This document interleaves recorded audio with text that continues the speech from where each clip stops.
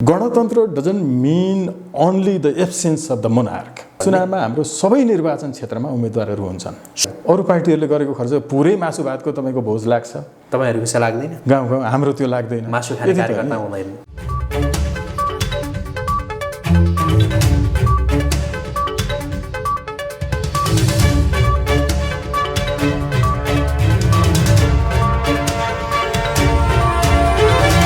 नमस्कार आदरणीय दर्शकवृन्द, AP news यात्राको यो अर्को एउटा विशेष संवादमा यहाँहरूलाई धेरै स्वागत छ।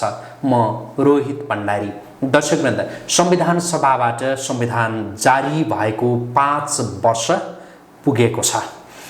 तर यो 5 वर्षको अवधिमा थुप्रै यस्ता विषयहरू आए कि यो संविधानप्रति हामी सन्तुष्ट छैनौँ भनेर धेरैले भने। हुन त संविधान जारी भएकै दिन र त्यो लगत्तै तराई मधेसमा एक खालको त्यो आन्दोलन भयो र केहीले संविधान सभाबाट जारी भएको संविधान हाम्रो संविधान होइन पनि भने। यो बिचमा संविधान संशोधनका लागि हामी प्रयास गर्छौँ र संविधान संशोधन गर्छौँ भनेर ठुला राजनीतिक दलहरूले प्रतिबद्धता पनि जनाए र हुन त संविधान संशोधन पनि भयो, तर जनाइएको प्रतिबद्धता अनुसार संविधान संशोधन भएन भनेर तराई मधेस केन्द्रित राजनैतिक दल र अन्य केही अभियान जसले सञ्चालन गरिरहनु भएको छ उहाँहरूले भनि नै रहनु भयो। र 5 वर्ष पुगेको यो अवस्थामा र यो क्षणमा त यतिसम्म भन्न थालिएको छ कि यो संविधान अब काम नलाग्ने अवस्थामा पुग्यो र अब नयाँ ढङ्गबाट सोच्नुपर्छ भनेर समेत भन्न थालिएको छ।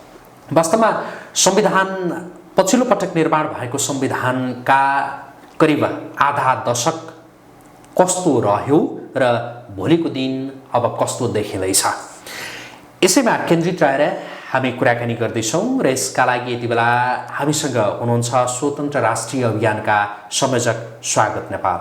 उहाँलाई म स्वागत गर्छु। स्वागत छ यहाँलाई। एकदम धेरै धन्यवाद। आराम हुनुहुन्छ? ठिक छु। पछिल्लो पटक निर्माण भएको संविधानका आधा दशकको समीक्षा गर्नुपर्दा कसरी गर्नुहुन्छ? हामी अहिले जे कुरा गरिरहेका छौँ यही संविधानको पनि उपलब्धि हो। हामीले यसमा टेकेर अगाडि बढ्नुपर्ने छ। तर यो संविधान जो छ यसको मूलभूत चारित्रिक विशेषता यस पूर्वका संविधानहरू सरह नै हो।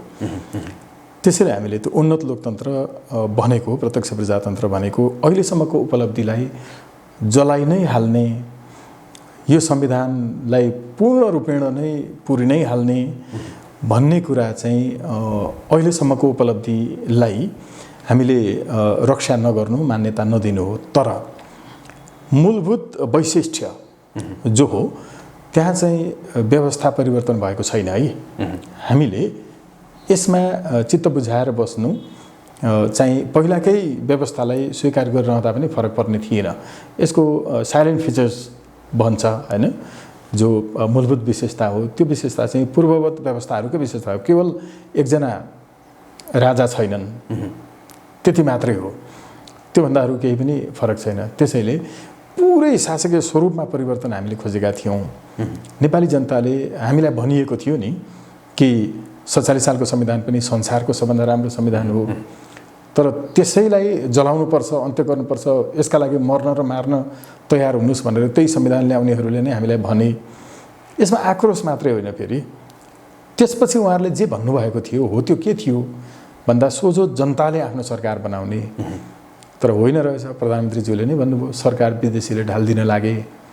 संसदको रोस्ट्रममा उभिएर तत्कालीन प्रधानमन्त्री बाबुराम भट्टराईज्यूले भन्नुभयो कि साँचो अन्त्य रहेछ, यो संविधानमै साँचो अन्त्य रहने नेपालको सरकारको जो संरचना छ यसलाई अन्त्य गरेनौँ भने, अथवा यो संविधानलाई नै हामीले त्यो अर्थमा चाहिँ अन्त्य गरेनौँ भने हामी नयाँ व्यवस्थामा प्रवेश गरेकै छैनौँ। समग्रमा हेर्दाखेरि यो संविधान एउटा सकारात्मक उपलब्धि हो। यो संविधान सकारात्मक उपलब्धि यस मानेमा हो कि हामी गणतन्त्रसम्म आइपुग्यौँ हैन। यस मानेमा हो कि हामीले चाहिँ केन्द्रका अधिकारहरूलाई कम्तीमा सिद्धान्त तह मात्रै भए पनि स्थानीय तहसम्म पुर्यायौँ। मैले हिजो मात्रै चाहिँ गुल्मीको एकजना गाउँपालिकाको अध्यक्षलाई फोन गरेँ कि सामाजिक सञ्जालमा देखेर उहाँले स्थानीय चाहिँ कृषकहरूले उत्पादन गरेको गहुँ कोदो मकै तितौरा इत्यादि सबै लोकल जाँडहरू पनि हैन गाउँपालिकाले किनिदिने निर्णय गाउँपालिकाबाट गराउनु भएछ। कस्तो राम्रो लाग्यो। त्यसको बजारीकरणको जिम्मा हामी लिन्छौँ। हो यो हिजो यही नै एउटा गाउँपालिकाले गर्न सक्दैन थियो, यो राइट थिएन हैन। यो अर्थमा त एकदमै राम्रो भएको छ नि। त्यसकारण सकारात्मक रूपमा नै हामीले लिनुपर्छ है। यो संविधानलाई हामीले चाहिँ जलाउनुको अर्थ, यसलाई अन्त्य गर्नुको अर्थ यो त छँदै नै छ। यसलाई खारेजै गरेर स्वतन्त्र राष्ट्रिय अभियानले नयाँ संविधानको खाका हैन हामीले तयारी गरिरहेछौँ। त्यो हाम्रो टिमले पुरा काम गरिरहेछ। अधिवक्ताहरूको टिमले एउटा त्यसमा बेग्लै चाहिँ समिति छ, त्यसले काम गरिरहेछ। यसलाई अन्त्य भएको घोषणा गरेर वास्तवमा नेपाललाई चाहिएको संविधान के हो भन्ने हामी त्यो जारी नै गर्छौँ। भनेको यो संविधान पनि जनताले खोजे जस्तो चाहे जस्तो चाहिँ होइन हैन। एउटा कुरा एकछिनमा यसमा आउँछु। अनि तपाईँले अघि गणतन्त्र भनेर भन्नुभयो नि, संविधानका पाना, संविधानको त्यो कभर, अनि यता जाँदाखेरि शीतल निवासमा पुगिसकेपछि र कहीँ कतै देखिएका शब्द त गणतन्त्र। तर साँच्चै यो गणतन्त्र हो या होइन? होइन, यो गणतन्त्रलाई हामीले संस्कृतमा हेऱ्यौँ भने फेरि अर्कै हुन्छ है। हामीले गणपति गणेशलाई जे भन्छौँ नि, त्यो गणतन्त्र चाहिँ शिवजीका पनि नन्दी भृङ्गी इत्यादि गणहरू थिए। त्यो गण भनेको चाहिँ पछिल्लो समयमा आएर आर्मीका गणहरू, यो चाहिँ तपाईँको अब रिपुमर्दिनी गण यी लगायत यस्ता सैनिकका गणहरूले चलाउने शासन, त्यसलाई पनि गणतन्त्र नै भन्छ नि। फेरि यसको पनि अभ्यास त हुने गरेको छ। तर अहिले वास्तवमा गणतन्त्र छैन। यो गणतन्त्र होइन, गणतन्त्र यस्तो हुँदैन जहाँ तपाईँको अब खालि विरोधका लागि मात्रै मान्छेले बुझ्लान् हैन। तर अझै पनि वास्तवमा सरकार जनताले बनाएका छैनन् है।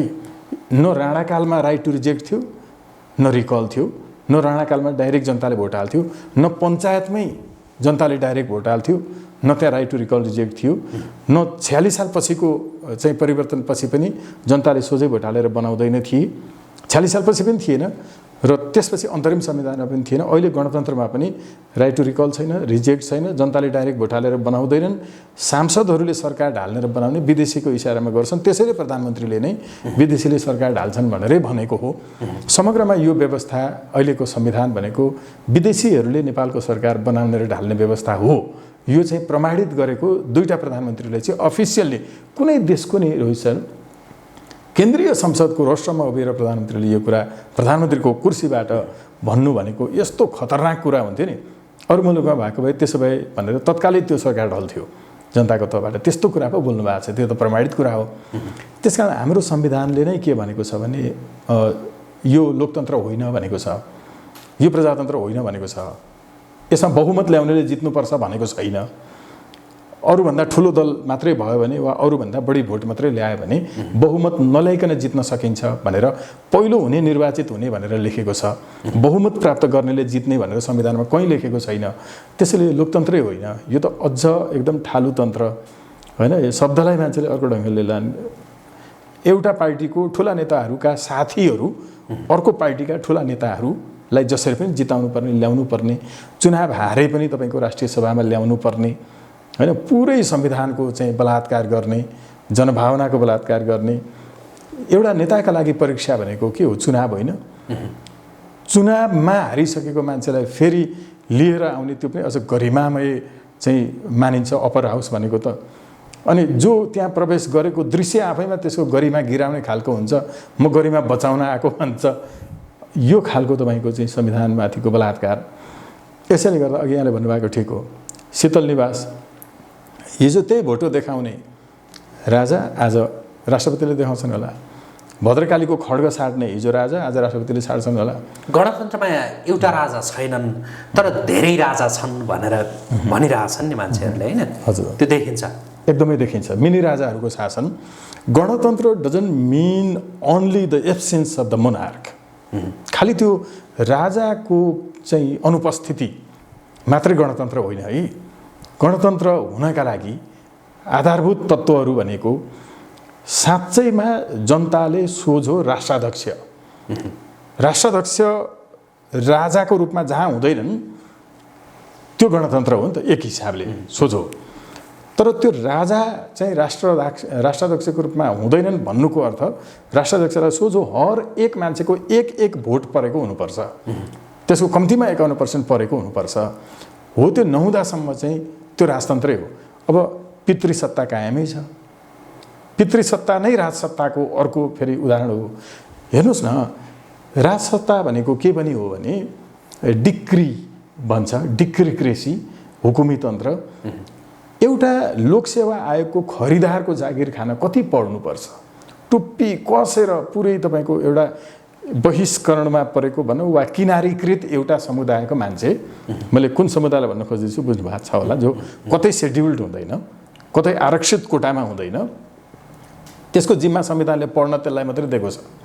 विद्वान हुने जिम्मा चाहिँ उसलाई मात्रै दिएको छ कि तिमीले मात्रै पढेर गर्नुपर्छ भन्ने। त्यो एउटा मान्छे लोकसेवा आयोग यति धेरै पढेर पास गर्छ, तर लोकसेवा आयोग पास त्यसरी गरेको मान्छेहरूको अभिभावकत्व ग्रहण गर्ने मुख्य सचिव जीवनमा एक अक्षर पनि लोकसेवा आयोग नपढेको मान्छे भएर आयो नि।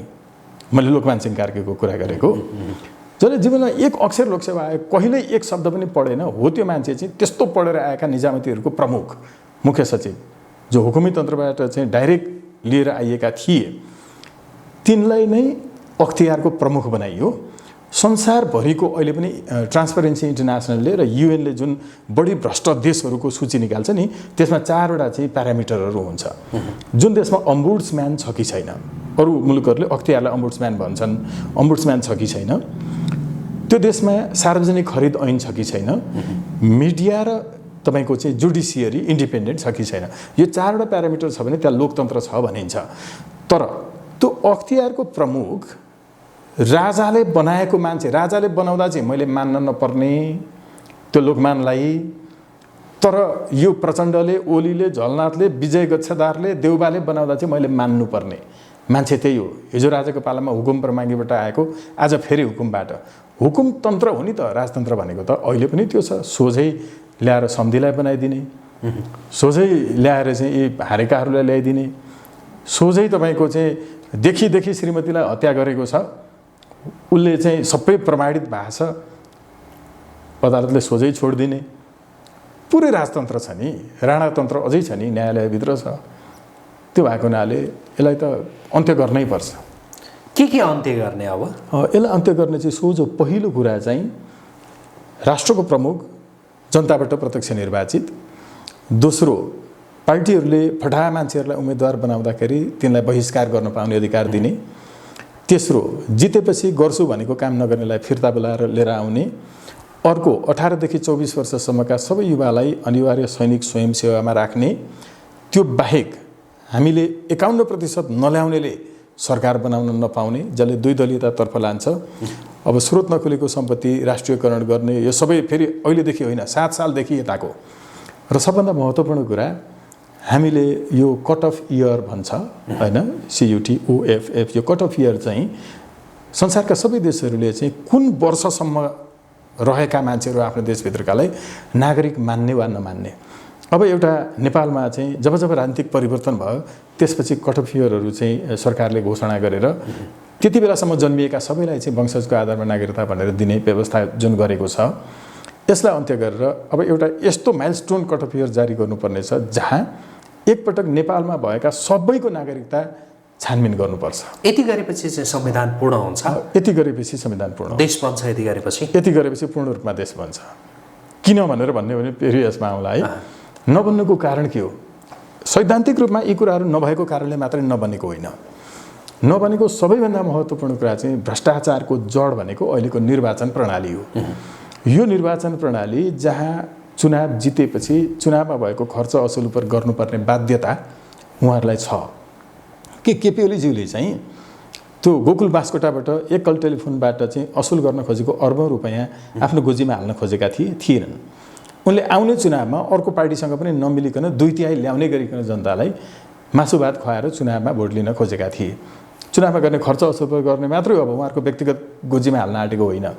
यो निर्वाचन प्रणाली जहाँ चुनावमा भएको खर्च असुल गर्नुपर्नेछ, अर्को चुनावका लागि खर्च बटुल्नुपर्नेछ, जसको कारणले सरकारमा हुने मान्छेहरूले आफूले भनेको निर्णय अनुसार जनताको हितका लागि काम गर्न सक्दैनन्। उहाँहरूको बाध्यता यो व्यवस्थामा भएको खराबी हो। त्यो प्रधानमन्त्री आफैले भन्नु निर्वाचन प्रणाली परिवर्तन गर्ने हो भनेदेखि भ्रष्टाचार घट्छ एउटा, त्यो भएर देश बन्छ।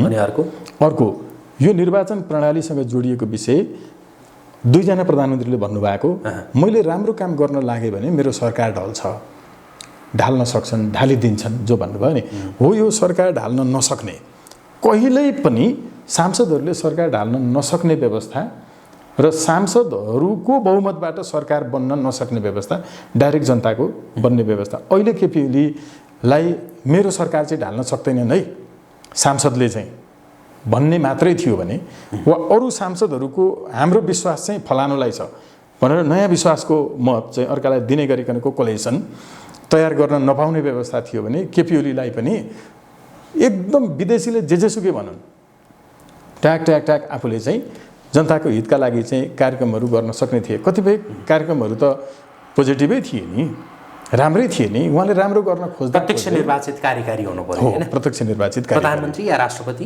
प्रधानमन्त्री त हुँदै हुन्न। प्रधानमन्त्री हुनु भनेकै र राष्ट्रपति, प्रधानमन्त्री मात्रै भएको संसारमा कुनै देश छैन।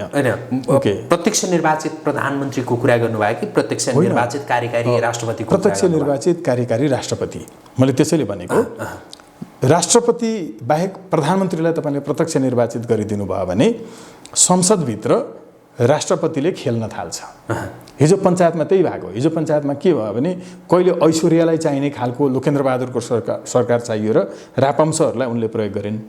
त्यसैले सामदे शेर्पाले गीत गाएका थिए, यहाँलाई पनि पक्कै थाहा छ, एक दलभित्र दुई दल खोली गर्छौ वारी पारी भन्ने गीत सामदे शेर्पाले गाएको हुनाले पक्राउ पनि गरियो नि उनलाई। त्यो एक दलभित्रै दुई दल थियो, एउटा राजाका पक्षका सांसदहरू थिए रापम्सहरू, अर्को रानीका पक्षका थिए। कहिले धीरेन्द्रको कीर्तिनिधिहरूले शासन गर्नलाई त्यहाँ सांसदहरूलाई चाहिँ प्रयोग गरेर सरकार ढाल्ने बनाउने भयो, कहिले फेरि ज्ञानेन्द्रका मान्छेहरूको भयो, व्यापारीहरूको। त्यसका राजा हुँदा पनि संसदमा खेल्छन् है आन्तरिक एउटा शक्ति। हाम्रो संसदबाट सरकार बनाउने र ढाल्ने केवल जनताको डाइरेक्ट भोट बाहेक न विदेशी न स्वदेशी कुनै शक्ति हुनु हुँदैन। हो यो कुनै शक्ति नहुने व्यवस्था भनेको चाहिँ राष्ट्रपति चाहिँ राख्ने, प्रधानमन्त्री जनताबाट डाइरेक्ट निर्वाचित गर्ने हो। यो व्यवस्थामा पनि त्यो अर्को शक्ति हुन्छ जसले संसदमा खेल्छ, त्यो भनेको राष्ट्रपति हुनेछ। त्यो बेला अर्को विदेशी त हुन्छ नै। यसैले कुनै कुनै अभियान वा पोलिटिकल पार्टीका मान्छेहरूले प्रत्यक्ष निर्वाचित प्रधानमन्त्री भनिरहेका छन्, तात्विक रूपमा यो पुरानै व्यवस्था हुनेछ। अनि प्रधानमन्त्री चाहिँ कस्तो तपाईहरुले भनिरा? होइन, राष्ट्रपति डाइरेक्ट जनताबाट चुनिसकेपछि प्रधानमन्त्री हुने छैन। प्रधानमन्त्री चाहिँदैन? प्रधानमन्त्री चाहिँदैन। प्रत्यक्ष निर्वाचित राष्ट्रपति मात्रै हुने, कार्यकारी उहाँ नै हुनुहुन्छ। हो, अहिले यो तपाईँको चाहिँ भूतपूर्व राष्ट्रपतिहरूलाई हामीले कति खुवाइरहेका छौँ, मासिक पेन्सन सुविधा कति दिइरहेछौँ, राखी किन रहेका छौँ। यसको पछाडिको विज्ञान त छ। जस्तो अमेरिकाले पनि भूतपूर्वहरूको चाहिँ सुरक्षा दिन्छ, त्यो सुरक्षा दिनको पछाडिको विज्ञान छ कि ऊ राष्ट्रपति हुँदाखेरि सबै सुरक्षाको गोप्य कुरा उसलाई थाहा हुन्छ, रक्षाको थाहा हुन्छ, जासुसी संयन्त्रले सबै कुरा बताइरहेका हुन्छन्। विदेशीहरूले त्यो भूतपूर्व राष्ट्रपतिलाई डाइरेक्ट भेट्यो भने पूर्व राष्ट्रपति भएको हुनाले राष्ट्रका सम्पूर्ण सुरक्षा लगायतका सूचना उसले प्राप्त गर्छन्। अरू देशमा भूतपूर्व राष्ट्रपतिलाई विदेशी राजदूतहरूसँग सरकारको अनुमति बिना भेट्न दिइँदैन। उसलाई सुरक्षा दिएर राख्नु भनेको घेरामा विदेशीले डाइरेक्ट भेट्न नसकुन्, जसलाई हिजो राष्ट्रको गोप्य कुरा थाहा थियो उसलाई भेट्न नदिनका लागि उसको नै जासुसी गर्न राज्यले त्यहाँ राखेको हो कि सुरक्षाकर्मी। नेपालमा त मतलबै छैन त, जोसुकैलाई भेटिरहेछ त पूर्व राष्ट्रपति लगायतले पूर्व प्रधानमन्त्रीहरूले। यसलाई रोक्नका लागि त्यसकारण उसलाई चाहिँ सुरक्षा दिएर राखिएको हो। हामी त जहाँ पनि भेटिरहेछ, त्यस कारण पूर्व प्रधानमन्त्रीहरू धेरै पाल्ने किन? एउटा पाल्ने पूर्व, त्यो राष्ट्रपति मात्रै पाल्ने। तलब हेर्नु, अमेरिकाको राष्ट्रपतिको तलब अहिले तपाईँको चाहिँ $30,333 छ। नेपालको राष्ट्रपतिको चाहिँ तपाईँको $1,50,445 अहिलेको छ। त्यो बाहेक फेरि अरू बेग्लै खर्चहरू छन्। 1 लाख कहाँको 30,000 हेर्नुहोस्। त्यो डलरमा पो यो हो। अब हेर्नु हो, त्यो डलरमा भएको मान्छेले नेपालमा आएर खर्च गर्ने हो, त्यसले अमेरिकामै गर्ने हो नि। यहाँको 1,45,000 अमेरिकामा गएर खर्च गर्ने हो, त्यो यहीँ गर्ने हो नि। त्यसैले संयुक्त राष्ट्रसङ्घले पनि के गर्छ, अमेरिकाले पनि के गर्छ र नेपालले पनि के गर्छ भने नेपालबाट राजदूत बनाएर अमेरिका पठाइएको मान्छे र तपाईँको चाहिँ अफ्रिका पठाइएको मान्छे संयुक्त राष्ट्रसङ्घ वा ओके युएनको चाहिँ नेपाल पठाइएको कर्मचारी र तपाईँको चाहिँ युगान्डा पठाइएको कर्मचारीको एउटै पदको एउटै तलब हुँदैन। नेपालले पनि राजदूतको रूपमा जुन देश पठाउँछ त्यो देशको मुद्राको क्रय शक्तिका आधारमा फरक फरक तलब हुन्छ। त्यही भएको हुनाले अमेरिकाको तपाईँको चाहिँ 30,000 र नेपालको 1,45,000 आफ्नो आफ्नो देशमा खर्च गर्ने हो। युएनका स्टाफले पनि आफ्नो आफ्नो देशमा खर्च गर्ने भएको हुनाले त्यो तलबमा फरक हुन्छ। हेर्नुहोस्, त्यस कारण त्यो देशको अनुपातमा हुन्छ, हो यो पनि देशका अनुपातमा। कहाँ 1,45,000 हामी खुवाउँछौँ, त्यहाँ 30,000 खुवाउँछ। यो त प्रष्ट कुरा हो, एउटै हो यो रकम दुइटैका लागि। अब यहाँसँग म केही सिधा सिधा जिज्ञासा राख्दैछु। जस्तो तपाईँहरूले यो अभियान, तपाईँहरूको जुन स्वतन्त्र राष्ट्रिय अभियान छ, यो अभियानका माध्यमबाट तपाईँले जे संविधानमा संशोधन गर्नुपर्ने राख्नुपर्ने कुराहरू यति गऱ्यो भने देश बन्छ भनेर भन्नुभयो नि, होइन? तपाईँहरूले जसरी अभियान सञ्चालन गरिरहनु भएको छ नि, तपाईँहरूको गति यही नै हो या अब यो संविधान संशोधन यी दलहरूले, अहिले रहेका दलहरूले गरिदिन्छन् भन्नेमा तपाईँहरू विश्वस्त हुनुहुन्छ कि तपाईँहरू आफै अब पार्टी खोल्दै हुनुहुन्छ? होइन, यो त पार्टी नै हो, यसमा त कुनै उनै छैन। अभियान भन्नुभएको छ यस्तो छ नि, सेभ द नेसन मुभमेन्ट भन्ने पनि पार्टी दर्ता थियो त निर्वाचन आयोगमा, होइन? तपाईँको ग्रिन मुभमेन्ट भन्नेहरू पनि छन्, होइन? नेसन फर्स्ट भन्ने पनि पार्टीहरू छन्। त्यो भएको हुनाले पार्टीको नाममा अभियान जोडिनु हुँदैन भन्ने होइन।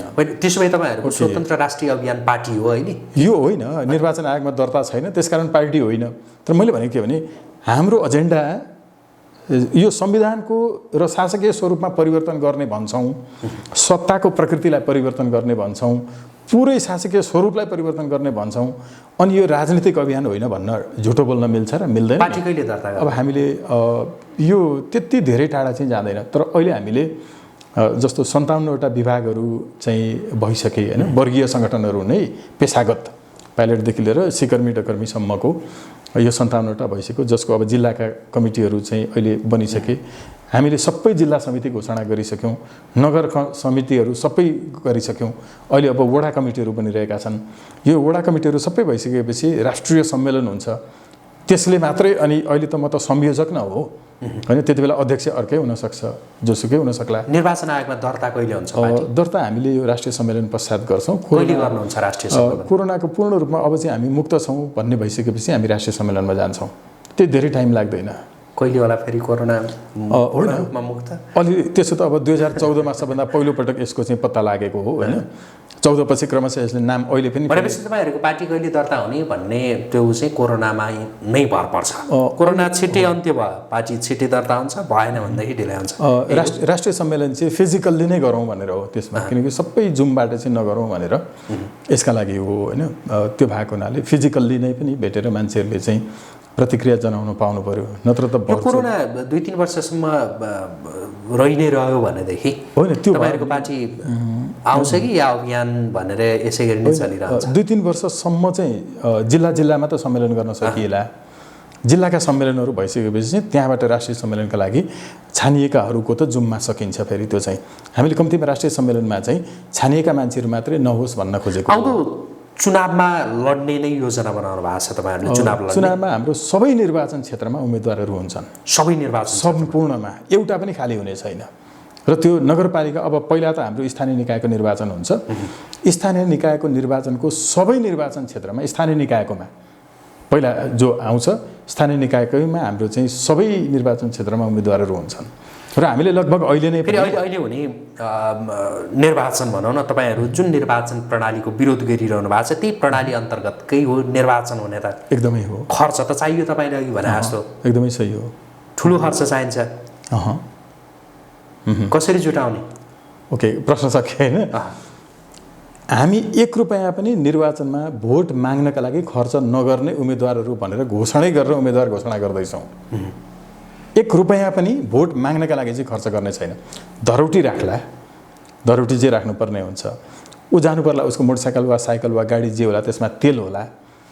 तर मतदातालाई मलाई भोट देऊ है भनेर भन्नका लागि हामीले खर्च गर्ने भनेको डाइरेक्ट मतदातालाई पैसा तिर्दैनौँ दिँदैनौँ त्यही हो अरूले दिइरहेछन् बाँडिरहेछन् हामी बाँड्दैनौँ अरू त खर्च होला नि त होइन अरू खर्चहरू हुने के हुन्छ र त्यसमा हामीले तपाईँहरूको सभा होला सम्मेलन होला होइन त्यो कोड सभाहरू होला खर्च लाग्छ नि अब हेर्नु है त खर्च अहिले जस्तो अहिलेसम्म हामीले कसरी गर्दै आएका छौँ अहिले गरेको मलाई अचम्म लाग्छ खर्च नै केही पनि छैन यही हामीले खोइ माइती घरमा उभिएर गर्दा पनि न हामीले कोनिकेका लागि के भन्ने टी सर्ट लगाएको छ न हामीले माइक समाएको छ न हामीले गाडी प्रयोग गरेका छौँ न हामीले अरूले जस्तो अभियानका किताबहरू छापेका छौँ केही पनि छैन नि होइन यसपछि पनि हामीले गर्ने भनेको चाहिँ यही प्रकृतिकै हुन्छ साना साना सभाहरू हुन्छन् त्यहाँ जिल्लाकै साथीहरूले ल आजको कार्यक्रममा ब्यानर छाप्नलाई हामीले चाहिँ अब यो त महँगो होला यहाँको ब्याकड्रप त होइन तर हामीले 150 को ब्यानर छाप्यौँ भने पुग्छ कि हेर्नु एउटा ब्यानर हामीले छाप्यौँ भने जुनसुकै कार्यक्रममा पनि त्यही ब्यानर 4 जना साथी लिएर उभिएर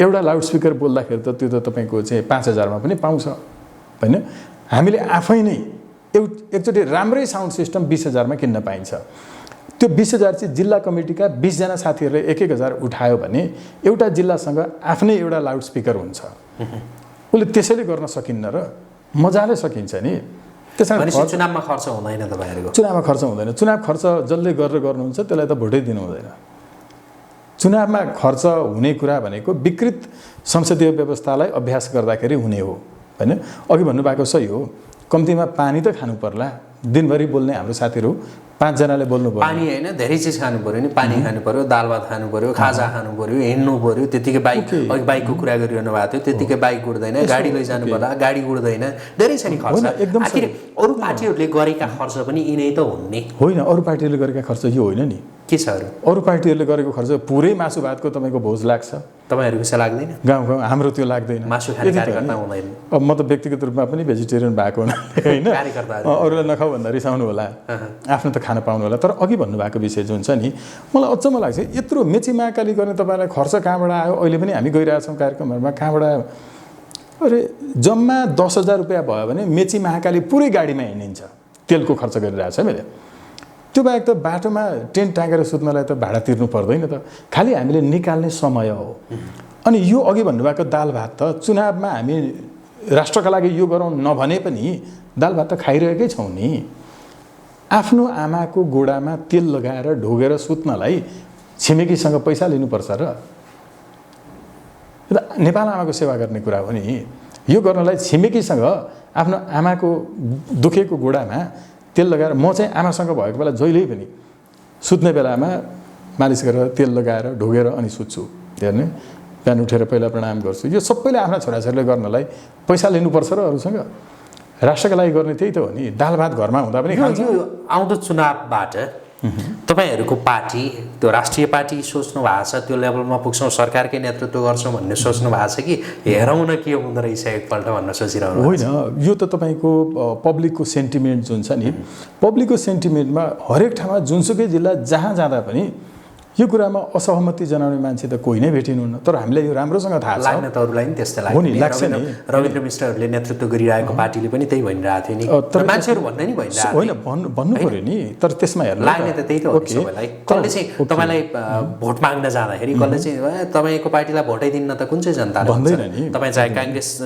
घरमा आओस् चाहे नेकपा आओस् चाहे अरू जुनसुकै पार्टी आए पनि भोट त दिन्छौं त भनिहाल्छन् नि भन्छन् नि तर अब यसमा हेर्नु त बुझ्दैनन् त यो जनतालाई किन दिन्छन् भन्नुलाई अब हेर्नु त हो त्यही किन त्यति पपुलर कुराहरू सबै आउँदा यो एकदम बडा अहिले म अभियान भन्दा बाहिरको मान्छे एउटा पोलिटिकल साइन्सको विद्यार्थी भनेर सोचौं हैन मिडिया कर्मी नै भनेर सोच्नुस् यहाँले त्यो किन प्राप्त भएन यसलाई राम्रो ध्यान दिनु जरुरी छ केवल राजनीतिलाई वैकल्पिक राजनीति पत्रकारिता गर्दै गरेको मान्छेले पत्रकारिताको विकल्पको रूपमा राजनीति गरेर वैकल्पिक राजनीति हुँदैन पत्रकारितै गर्दाखेरि यसलाई एक्टिभिजमको रूपमा लिएको थियो कि थिएन हेर्नुस् है पत्रकारितै गर्दाखेरि उसले एक्टिभिजमको रूपमा यसलाई लिएको थियो कि थिएन एक्टिभिजम कसरी देखिन्छ कि एजुकेसन जर्नलिजम गर्छ कि इन्भाइरोमेन्ट जर्नलिजम गर्छ कि हेल्थ जर्नलिजम गर्छ एउटा इस्युमा जर्मनको यो प्र्याक्टिस है मतलब जर्मन पोलिटिसियनहरू र तपाईको चाहिँ जर्नलिस्टहरूको अब हेर्नु जनता भनेको यस्तो हुन्छ हाम्रो आमा जस्तै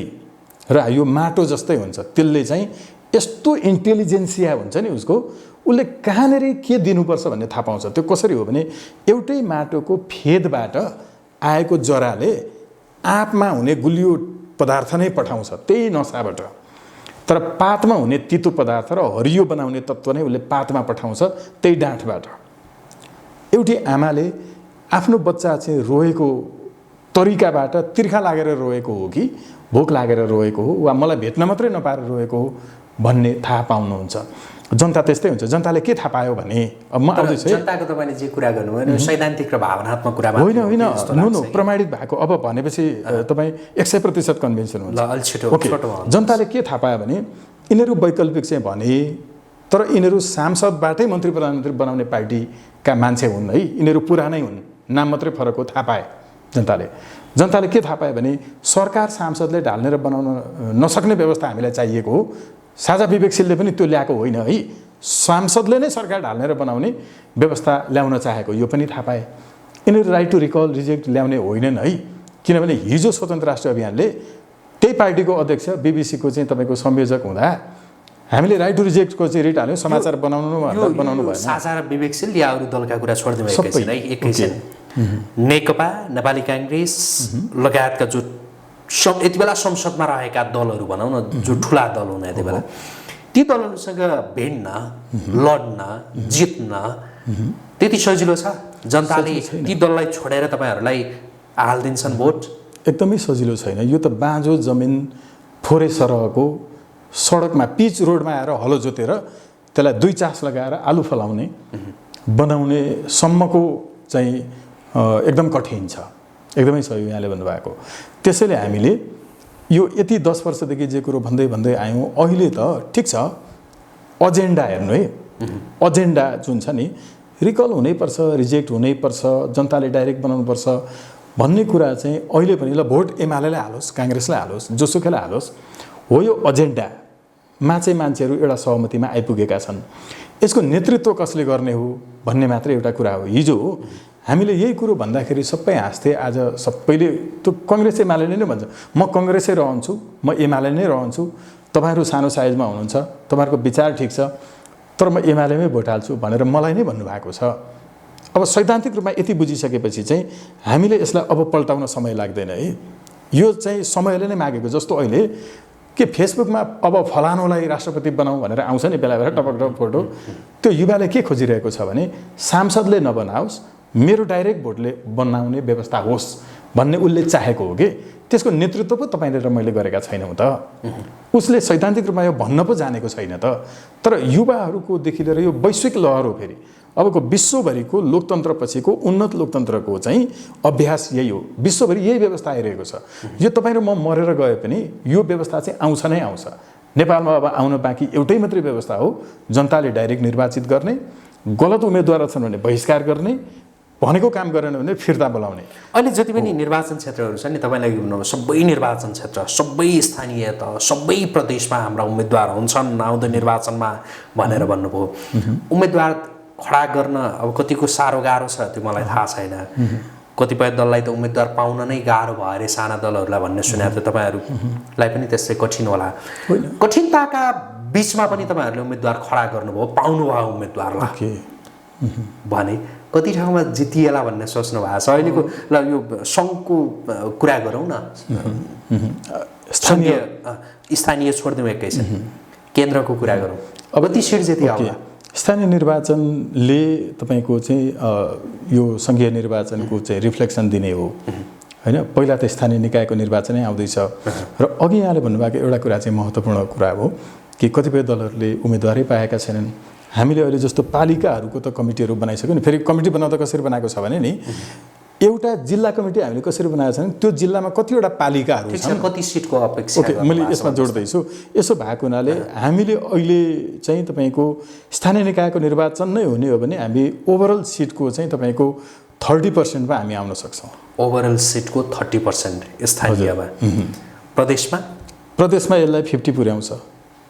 केन्द्रमा होइन सरी, मैले प्रदेश यहाँले जुन भन्नुभयो नि माफी चाहन्छु है, मैले त्यो सङ्घीय निर्वाचन नै सम्झेको हो है कि प्रदेशको सवालमा हाम्रो फरक धारणा छ।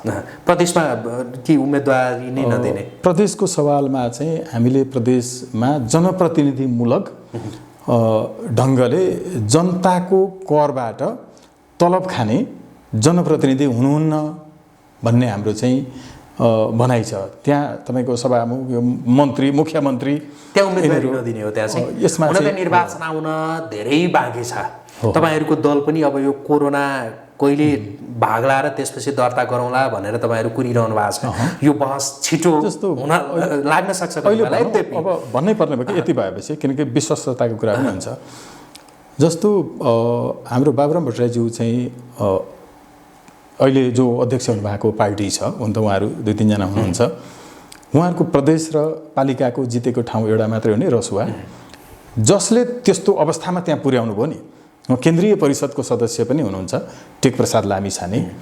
उहाँ चाहिँ विज्ञप्ति नै जारी गरेर स्वतन्त्र राष्ट्रिय अभियानमा आउनुभएको अहिले चाहिँ 2 वर्ष जति भयो। हेर्नुहोस् है, जस्तो साझा विवेकशीलको चाहिँ उद्योग वाणिज्य को चाहिँ हेर्नुहुने जो हुनुहुन्थ्यो, त्यहाँको थिङ्क ट्याङ्क हाम्रो चाहिँ रामराजा आचार्य, अहिले स्वतन्त्र राष्ट्रिय अभियानको उद्योग वाणिज्य र आपूर्तिको उहाँ प्रमुख हुनुहुन्छ। यसो धेरै छ जहाँ अहिले हामीले चाहिँ सार्वजनिक नगरौँ होइन। एकदमै इन्टेलेक्चुअल्सदेखि लिएर सर्वसामान्यसम्ममा हामी त्यो तयारीमा छौँ है। त्यो भएको हुनाले केही यस्ता पकेट एरियाहरू, त्यसलाई पछि फेरि कुरा गरौँला, जहाँ अहिले नै निर्वाचन हुने हो भने पनि हामीले चाहिँ त्यहाँ सफलता हासिल गर्न सक्छौँ अहिले नै पनि। तर हामीले त वैचारिक रूपमा परिवर्तन ल्याउन खोजिरहेका छौँ नि। हामीले प्रदेशको कुरा गरिरहेका थियौँ। प्रदेशमा उम्मेदवारी नदिने कि प्रदेशमा चाहिँ हाम्रो छलफलको क्रम बाँकी नै छ। केन्द्रमा कति सिटको अपेक्षा गर्नुभएको छ? केन्द्रमा त हामी 30 सिट, हामी मतलब 30% आउँछौँ। स्थानीयमा पनि 30, केन्द्रमा पनि 30 सोच्नु भएको छ? हजुर, स्थानीयमा अघि 30 भन्नुभएको छ, केन्द्रमा पनि अघि त्यो कन्फ्युजन भयो। मैले भनेको यहाँले रिकल गर्न कन्फ्युजन भयो। हामी 25% चाहिँ स्थानीयमा आउँछौँ। अघि 30 भन्नुभएको थियो, 25 ठिक छ। ओके 25% स्थानीयमा, केन्द्रमा 30% को टार्गेट छ। निर्वाचन आउन धेरै बाँकी छ। तर यति बेलै तपाईँहरूले त्यो खालको अपेक्षा चाहिँ गरिरहनु भएको छ। अब हामी कुराकानीको अन्त्यतिर पनि छौँ। यी विभिन्न अभियानहरू छन् कि यति बेला तपाईँले नेतृत्व गरेको एउटा अभियान छ, यता रमेश खरेलले नेतृत्व गरिरहनु भएको अभियान छ, अर्को ज्ञानेन्द्र शाहीले नेतृत्व गरिरहनु भएको अभियान अर्कातिर छ। यी यस्ताहरू थुप्रै अभियानहरू छन्। मान्छेहरूले के भनिरहेछन् भने नि, तपाईँहरू यो फरक त्यो एक खालको नाङ्ले पसल, हुन त नाङ्लोमा पसल गर्नेहरूप्रतिको उच्च सम्मान छ मेरो, तर मान्छेहरूले भनेको त्यो शब्द नाङ्ले पसल जसरी यी अभियानहरू चलाएर पार्टीहरू खोलेर हुनेवाला केही छैन भनेर भन्छन् र तपाईँहरू एक भइदिए हुन्थ्यो भनेर भन्छन्। सोच्नु भएको छैन? एकदमै सही भन्नुभयो यहाँले, त्यो सही हो, जनअपेक्षा पनि छ। तर जनतालाई बुझाउनु के जरुरी छ भने यो सबै जुन जोगी आए पनि कानै चिरेको होइन है स्वतन्त्र राष्ट्रिय अभियान। सबैले यो भन्लान्, तर किन होइन भन्ने चाहिँ हाम्रो त प्रमाणितै छ नि। संसारमै यो एउटा पहिलो त्यस्तो राजनीतिक र वैचारिक अभियान हो जसको स्थानीय कमिटीको पनि नेतृत्व गर्ने मान्छेले पहिला सम्पत्ति विवरण अनलाइनमा राख्नुपर्छ। यो संसारको पहिलो अहिलेसम्म राखेका छौँ नि। incnepal.com मा गएर यहाँले चाहिँ सम्पत्ति विवरण भन्ने क्याटेगोरी नै हेर्न सक्नुहुन्छ। तपाईँ र तपाईँ लगायतका अभियन्ताहरू सबैको छ नि, हामी सबैको छ। र यो संसारको पहिलो यस्तो अभियान हो जसले राजनीतिलाई सुधार्छु भन्छ। ऊ आफैले आफ्नो सम्पत्ति विवरण, अब मेरो सम्पत्ति 1 वर्षपछि कति हुन्छ होइन, अबको 10 वर्षपछि कति हुन्छ, मेरा परिवारका र नातागता जोडिएकाको कति हुन्छ, सबै कुरो देखाउन सक्नुपर्छ। यस्तो गर्न सक्ने हिम्मतसहित आउने कोही छ नेपालमा अभियान चलाउने? कोही छैन। एक। दोस्रो कुरा, हाम्रा टेलिफोन कल डिटेल्सहरू सबै सार्वजनिक, सम्पूर्ण हाम्रा कमिटीका सबै मान्छेहरूले हेर्छन्। यो आफूले लिएर दिन पाइन्छ है, यसलाई कानुनले रोक्दैन नि। यो किनकि म को तस्करसँग कुरा गर्छु कि विदेशी एजेन्टसँग गर्छु कि भित्रका चाहिँ पूर्व शासकहरूसँग गर्छु कि सबै सार्वजनिक, यो गर्न सक्ने कसैको हिम्मत छैन। अर्को कुरा एकदमै महत्त्वपूर्ण रूपमा काङ्ग्रेस, एमाले, माओवादी, राजावादी, राप्रपा, चितवनमा चाहिँ काङ्ग्रेस, माओवादी सबै मिलेका हुन् त। यी सबै मिलेर यो व्यवस्था ल्याएको हो त। मिल्नुको उद्देश्य अहिले भइरहेको सरकार ढाल्नु मात्रै हो। यो अहिले कोहीसँग मिल्ने त्यो अहिले भनौँ न त्यो सैद्धान्तिक रूपमा पनि कोहीसँग मन मिल्दैन, त्यो भएर हामी कोहीसँग नै छैनौँ र मिल्ने सम्भावना छैन। हामी त हो सडकका आन्दोलन पनि हामीले कसैसँग मिलेर गरेका छैनौँ। किनकि ब्लड ग्रुप नेपाल आमा एकदमै बिरामी हुनुहुन्छ, उहाँलाई ब्लड चाहिएको छ। तपाईँ र म दुवैजना एउटै आमाको छोरा हो। तपाईँ वा म चाहिँ आमालाई रक्तदान गर्न अयोग्य छौँ, किनकि म आमालाई एकदम माया गर्छु, रगत पनि दिन्छु भनेर उफ्रेर हुँदैन। मेरो ब्लड मिल्नुपर्छ आमासँग। त्यसैले यो नेपाल आमालाई चाहिएको रक्तधारात्मक वर्ग समूह जस्तै विचारधारात्मक वर्ग समूह हुन्छ, ब्लड ग्रुप मिलिरहेको छैन, कोहीसँग मिल्ने त्यो सम्भावना पनि छैन। अब यो जबरजस्त देखिएको छ त्यस्तो एउटै ग्रुपका रहेछौँ है हामी चाहिँ भन्ने। अहिले मैले जे अभियन्ता र अभिज्ञानहरूको नाम लिएँ नि, तिनीहरू या तिनीहरू देखिएको छैन। किनभने उहाँहरू चाहिँ डाइरेक्ट जनताबाट निर्वाचित प्रत्यक्ष कार्यकारी राष्ट्रपति, राइट टु रिकल, रिजेक्ट, र नेपालमा इन्डियामा तपाईँको चाहिँ 14 लाख सेना होला, हामी 1.5 करोड नेपालीलाई चाहिँ तपाईँको अनिवार्य सैनिक स्वयंसेवामा 18 देखि 24 वर्षसम्मकालाई राख्ने योजनामा छौँ। यो तपाईँको चाहिँ यसले फेरि यी युवाहरूलाई तपाईँको चाहिँ निश्चित घन्टा पढ्न दिने, त्यहाँभित्र निश्चित घन्टा फिजिकल एक्सर्साइज, जिम सारा गराउने, स्विमिङ गराउने, निश्चित घन्टा जङ्गलभित्रका खाली जमिनमा इस्कुसदेखि लिएर घिरौँलादेखि लिएर बेसार समेत चाहिँ रोप्न लगाउने, र हामीले आयातको युगलाई पूर्ण रूपमा अन्त्य गरेर निर्यातको युग 34 सालतर्फ मुलुकलाई लिएर जाने, यी छन् नि त योजनाहरू। अब यो अनिवार्य सैनिक स्वयंसेवा इत्यादिमा उहाँहरूको विश्वास छैन। यो भएको हुनाले पहिलो कुरो त सरकार विदेशीले ढाल्न नपाउने व्यवस्था हुनुहुन्न भन्ने नै छैन। यो जसरी हुन्छ अहिलेको सरकार ढालौँ अनि हामी जाउँ, हामी चाहिँ सही अरू खराब भनेर भनिरहनु भएको छ नि, हामी मात्रै सही भनेको जोसुकै आए हुन्छ। तपाईँले अघि जस्तो यो प्रदेशको कुरा गरिरहँदा त्यहाँ चाहिँ उम्मेदवारी दिने नदिने भन्ने विषयमा पनि हामी छलफलमा छौँ भनेर भन्नुभयो। भनेको यो प्रादेशिक व्यवस्था ठिक होइन भन्ने कुरा हो तपाईँहरूको? प्रादेशिक व्यवस्था चाहिँ कस्तो हुनुपर्छ भने ठिक हो कि होइन? यस्तो हो, अहिलेको ठिक हो कि होइन? हुँदै होइन नि, यो त पूर्ण रूपमा खारिज गर्नुपर्छ। अहिलेको संघीयता खारिज हुनुपर्छ भन्ने, अहिलेको संघीयताको मोडालिटी पूर्ण रूपमा खारिज हुनुपर्छ। संघीयता नै खारिज गर्नुपर्छ भन्ने हो? हेर्नुहोस् है त, संघीयता सिद्धान्त त खराब होइन। म एकदमै क्लियर गर्छु है, संघीयता संसारमा 2 तरिकाले बनेको छ, टु कम टुगेदर प्रिन्सिपल र होल्डिङ टुगेदर प्रिन्सिपल। यो दुईटै प्रिन्सिपलबाट नेपाल बनेको होइन। मैले यतातर्फ अहिले गयो भने व्याख्यामा लामो समय लाग्ला। दोस्रो कुरा, हामीले यो मात्रै भनेका छौँ कि प्रदेशको प्रमुख, प्रदेशको मुख्यमन्त्री, प्रदेशको मन्त्रीहरू हुनुहुँदैन। त्यो बाहेक हामीलाई यो प्रदेश चाहिन्छ। किन चाहिन्छ भने घरको खेतको गरामा धानबारीमा पानी लाग्यो कि लागेन त्यो हेर्ने प्रादेशिक तपाईँको चाहिँ सिँचाइको युनिट चाहिन्छ। कसैको घरमा खान नपाएर आत्महत्या गरेको हिजो हामीले सुन्यौँ नि समाचार, कुन सुत्केरीले खान पाएन, त्यसलाई हामीले तर प्रदेशमा मन्त्री सांसद यो आवश्यक छैन। त्यसकारण यसलाई के भनिन्छ भने, अब टेक्निकल भाषामा भन्छु, यसलाई चाहिँ हामीले जस्तो fiscal federalism, territorial federalism, non territorial federalism जुन धेरै पहिला बहस गऱ्यौँ नि संविधान सभा बिचमा, अब भनेको हामीलाई चाहिएको भनेको चाहिँ संघीयताको राजनैतिक विभाजन होइन, संघीयताको प्रशासनिक विभाजन मात्रै हो। हामीले चाहिँ डेलिभरीका लागि, जनतालाई सुविधा दिनका लागि यी सबै निकाय हुन्छन्, तर मुख्यमन्त्री, मन्त्री, सभामुख इत्यादि यो विकास क्षेत्र जस्तो भन्नुभयो। अहिलेको भइरहे पनि समस्या भएन होइन, त्यस्तै हो हुन चाहिँ विकास क्षेत्र जस्तो त्यही ठिक रहेछ नि होइन? त्यही ठिक चाहिँ एउटा कारणले थिएन, डेलिभरी चाहिँ एउटा तपाईँको त्यसमा थोरै संशोधन गरेको भए हुने रहेछ। त्यसमा संशोधन गरेको भए हुन्थ्यो, त्यो के कारणले हो। जस्तो भनौँ न, अहिले पनि हुम्लाको मान्छेले एससी पास गर्यो भने ओरिजिनल सर्टिफिकेट लिन काठमाडौँ आउनुपर्छ नि त। हेर्नुहोस् है, ओरिजिनल सर्टिफिकेट त्यहाँ उसले फर्म भर्नुपर्छ, 15 दिनपछि उपस्थित हुनुला भनेर त्यहीँ लेखेको हुन्छ। त्यो एउटा ऊ पढेको स्कुलमा यहाँ आउँदाखेरि हुम्लाको मान्छे काठमाडौँमा को हुन्छ र घरसर हुँदैन, होटलमा बस्नु पर्ला, 1000 रुपियाँ लिएर यहाँ आउँदा उसको मिनिमम चाहिँ तपाईँको 20-25 हजार खर्च हुन्छ भने 1000 रुपियाँ लिएर ऊ पढेको स्कुलमा पठाइदियो भने शिक्षा मन्त्रालयले त पठाउन सक्छ नि। त्यसमा यो संघीयता खारिज गर्नुपर्छ, संघीयताको यो स्वरूप खारिज गर्नुपर्छ, संघीयताको यो स्वरूप खारिज गर्नुपर्छ, संविधान व्यापक संशोधन गर्नुपर्छ होइन? संघीयता खारिज त्यहीभित्र परिहाल्यो होला। तपाईँहरूले राज संस्थाको त्यो पक्षधर होइन क्यारे तपाईँहरू? त्यो त सकिहाल्यो कुरो, त्यो हामी त कार्यक्रममै भन्छौँ, राज संस्थामा विश्वास गर्नेहरू कृपया हल बाहिर जानु होला, सम्मान छ, किनकि त्यो ब्लड ग्रुपै मिले नसकिएको। तपाईँलाई थाहा छ अहिले मान्छेहरू बिस्तारै बिस्तारै राज संस्था प्रति त्यो आकर्षित भइरहेछन् नि, त्यस्तो लाग्छ के लाग्दैन? होइन, मलाई राम्रोसँग थाहा छ र यसको कारण पनि थाहा छ। काभ्रेको मैले एउटा मुद्दा हेरेको थिएँ, आफ्नो हजुरबुवाले र बुवाले एउटा नानीलाई रेप गरेको, त्यसको भाइले चाहिँ हजुरबुवाले पहिला रेप गर्थ्यो, अनि बाउ विदेशबाट आइसकेपछि बाउले पनि रेप गर्न थाल्यो, हजुरबाउले पछि आत्महत्या गर्यो।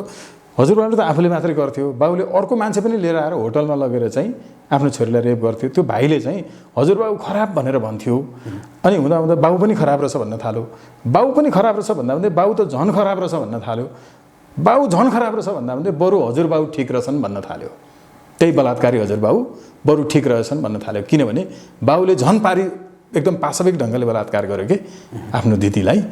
अहिले नेपाली जनता राजा खराब रहेछन् भन्दा भन्दै यी मिनी राजाहरू त झन् खराब रहेछन् भन्दा भन्दै बरु त्यही ठिक रहेछ भन्न थाल्यो। यो ठ्याङ्ग्राङ्गै अहिले नेपाली राजनीतिमा भएको छ। तर के थाहा छैन उहाँहरूलाई भने त्यो बाबु पनि खराब, हजुरबाबु पनि खराब। वास्तवमा असल चरित्रको त्यो के हो भने न त्यो राजाहरू ठिक, न यो दलहरू ठिक। योभन्दा द्विदलीय प्रणाली ठिक, उन्नत लोकतन्त्र र प्रत्यक्ष प्रजातन्त्र ठिक हो। यो कुरा जनतालाई थाहा छैन। त्यो हामीले थाहा दिने हाम्रो पहिलो अभियानको चरण हो नि त। अब यो हामी निर्वाचनसम्म कतिलाई थाहा दिन सक्छौँ? यो त एकदमै एकचोटि सुनेपछि मान्छे कन्भिन्स हुन्छ र सत्य पनि हो। हामी कुराकानीको एकदमै अन्तिममा छौँ। संविधान दिवस असोज 3 को सङ्घारमा यहाँसँग कुराकानी गरिरहँदा दिवस कसरी मनाउँदै हुनुहुन्छ? हामी चाहिँ संविधानको मूल मर्म र भावना मर्यो, मारियो, हत्या गरियो। अब सोझै निर्वाचनमा हारेको मान्छे राष्ट्रिय सभामा ल्याइदिने संविधानको मर्म मार्ने काम भएको हुनाले, संविधान मरेको हुनाले हामी सामूहिक रूपमा रुने कार्यक्रम छ।